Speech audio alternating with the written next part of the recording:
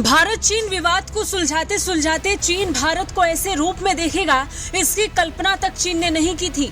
LAC पर विवाद को खत्म करने को लेकर जारी बैठक में भारत ने जिस ढंग से अपना पक्ष रखा, उसने चीन को हिला डाला है। तभी तो चीन ने इस बैठक पर ऐसा बयान दिया जिससे जाहिर हो गया कि चीन भारत के रुख से टेंशन में आ गया है। भारतीय सेना का चीन ने जो रूप देखा, उसका अंदाजा चीन को नहीं था। नतीजन ये बैठक भी बेनतीजा रही और चीन ने कहा कि दोनों पक्षों ने पश्चिमी क्षेत्र में एलएसी के साथ बाकी मुद्दों के समाधान पर सकारात्मक, रचनात्मक और गहन चर्चा की। चीन ने कहा कि नेतृत्व द्वारा दिए गए मार्गदर्शन के अनुरूप उन्होंने खुले और दूरदर्शी तरीके से विचारों का आदान प्रदान किया। बाकी मुद्दों को शीघ्रता से हल करने और सैन्य और राजनयिक चैनलों के माध्यम से बातचीत की गति को बनाए रखने पर सहमत हुए। दोनों पक्ष सीमावर्ती क्षेत्रों में जमीन पर शांति बनाए रखने पर सहमत हुए हैं।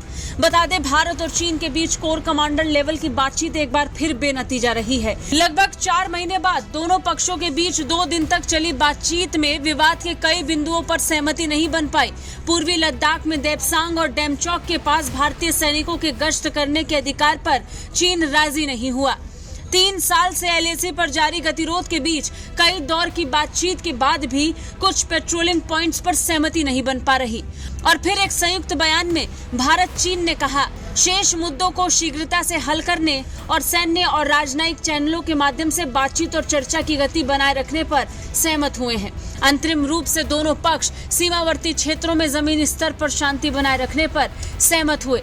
भारत ने साफ और स्पष्ट शब्दों में अपनी बात रखी और साफ किया कि भारतीय सेना उन बिंदु से पीछे नहीं हटेगी जहां वो 2020 की स्थिति पर थे, और इसी पर सहमत होने से चीन ने इनकार किया। चीन के इनकार ने भारत को गुस्से से भर दिया और साफ किया कि हम अपने पक्ष से पीछे नहीं हटेंगे। बड़ी बात यह कि ये बैठक दक्षिण अफ्रीका में आयोजित होने वाले ब्रिक्स शिखर सम्मेलन से 1 हफ्ते पहले हुई। सम्मेलन में प्रधानमंत्री नरेंद्र मोदी और चीनी राष्ट्रपति शी जिनपिंग हिस्सा लेंगे। इससे पहले 18वें दौर की बातचीत 23 अप्रैल को हुई थी। इस दौरान भी भारत ने देपसांग और डेमचौक से सेना हटाने पर जोर दिया था। हालांकि इससे उलट चीन और भारत के बीच कोई सकारात्मक नतीजा नहीं निकला। ब्यूरो रिपोर्ट, भारत तक।